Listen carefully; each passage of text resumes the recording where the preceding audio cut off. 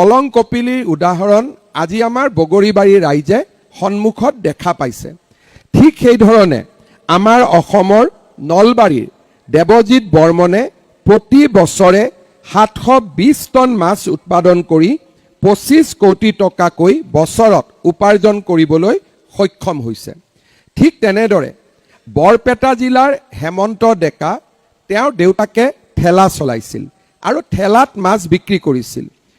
এই হেমন্ত ডেকাই 18 বছৰ বয়সত তেওঁ বিভিন্ন মাটি লিজ লৈ 2খনকৈ মীন পাম গঢ়ি লাভ উপাৰ্জন কৰিবলৈ সক্ষম হৈছে।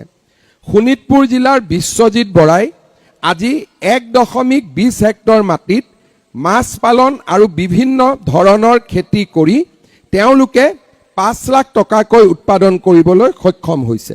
ঠিক তেনেকৈ বৰপেটাৰ মৎস্যপালক ফটিকা মেট, কাছাৰ জিলাৰ সুদীপা দে, তামোলপুৰৰ কাহিবাৰীৰ হৰেন্দ্ৰনাথ ৰাভা, যোৰহাটৰ কৃষ্ণা গগৈ, গোলাঘাট জিলাৰ ললিত দত্তৰ দৰে মৎস্যপালক আজি নৱপ্ৰজন্মৰ আদৰ্শত পৰিণত হৈছে।